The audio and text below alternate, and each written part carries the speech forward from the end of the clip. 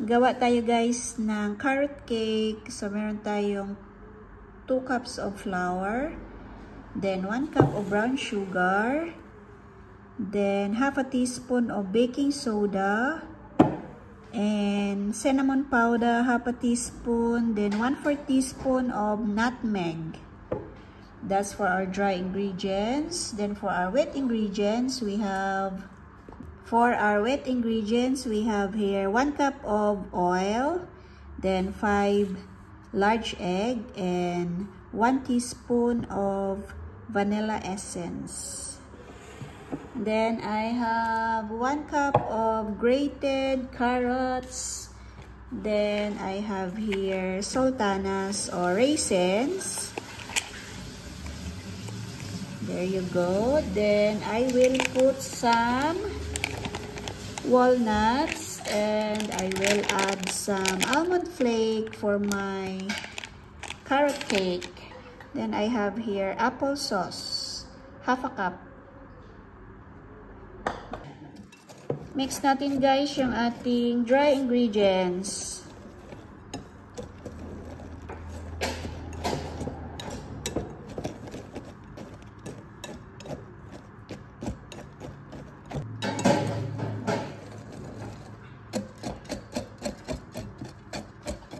Add natin guys ang wet ingredients.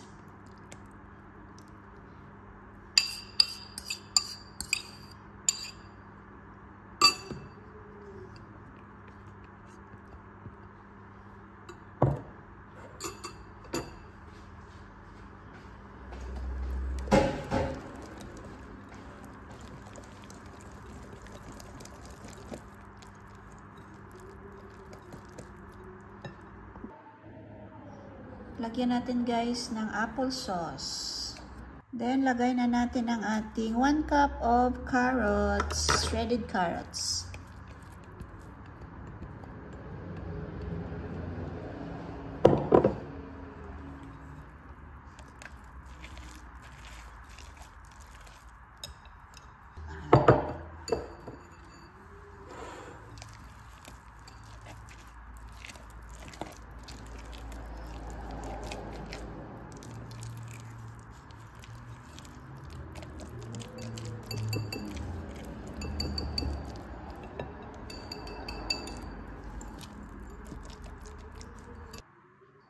Lagyan natin guys ng sultanas or raisin. Hinati ko lang kasi ilagay ko siya sa top yung kalahati ng nasa packet.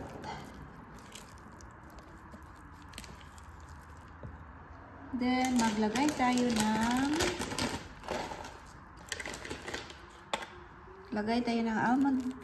almond flakes.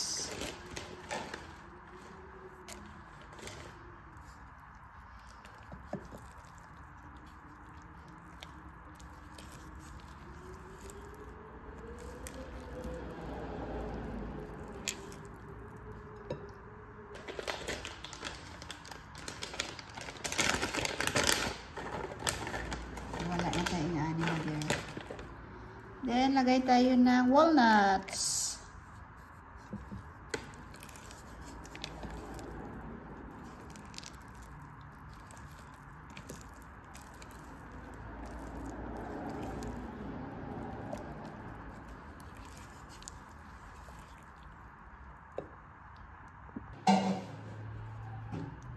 Ready na guys ang ating mixture. Lagay na natin siya sa baking pan.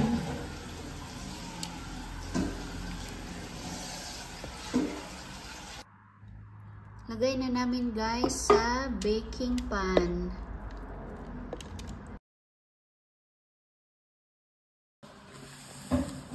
Lagyan natin ng toppings guys.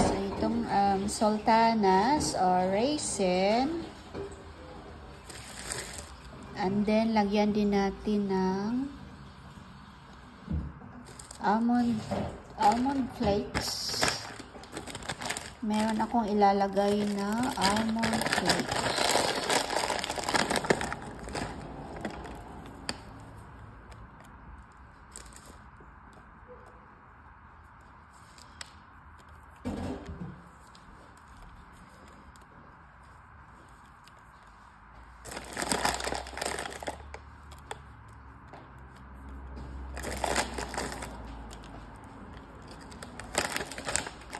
Then, lagyan natin ng walnuts.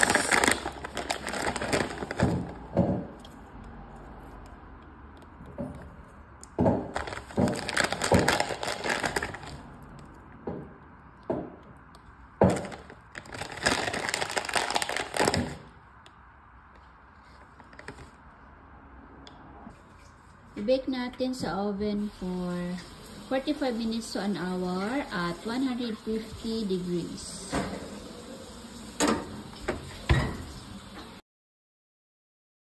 Luto na guys after 30 minutes. Luto na guys ang aming carrot cake. Ayan.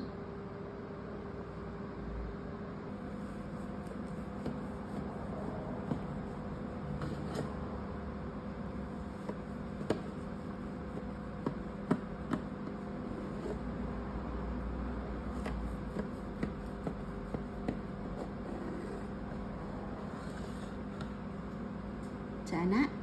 O anak? Anak lang, kada ko. 1, 2, yeah.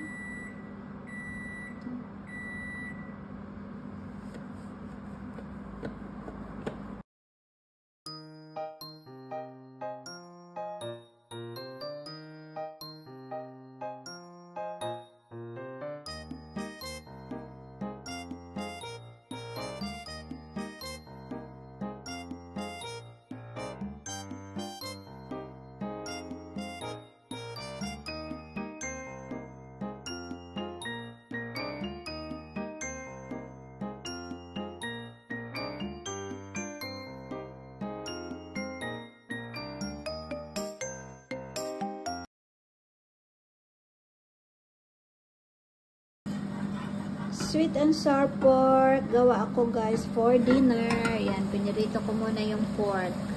Crinam ko na siya. Ayan, luto na ang ating pork guys. Simulan na nating maggisa. Naglagay ako ng olive oil. Then naglagay ako ng thinly sliced na carrots, cauliflower, saka broccoli. Then naglagay din ako ng snow peas. And then naglagay ako ng kaunting garlic. At sinunod ko na yung capsicum, onion, saka cabbage. Ayan, gisa-gisa lang yan guys hanggang sa mag-half cook yung ating vegetables. Then pagkatapos guys, isunod na natin ang ating breaded na pork. Ayan, pork strip ang ginawa ko dyang cut sa pork natin. Then naglagay ako ng kaunting chicken powder. Then, naglagay din ako ng kaunting fish sauce. So, ayan, kaunti lang guys dahil maalat ang fish sauce. Then, naglagay din ako ng kaunting oyster sauce. So, tsansahin nyo lang guys kung gaano kadami yung mga sauce na nilalagay nyo. Then, ayan, naglagay na ako ng sweet and sour na sauce. Mamasita ang ginamit ko dyan. Mamasita powder. Tapos, dinilute ko sa water ang ating mamasita powder mix. So, ayan, malapit na yung maluto, guys. Mabilis lang itong maluto. Then, hintayin lang natin mag-thicken yung sauce. Then, naglagay ako ng kaunting pineapple chunks para masarap yung ating sweet and sour pork. Then, naglagay din ako ng kaunting pepper to taste. At ayan na, guys. Luto na ang ating sweet and sour pork. Let's eat, guys. Try nyo to dahil napakasarap nito.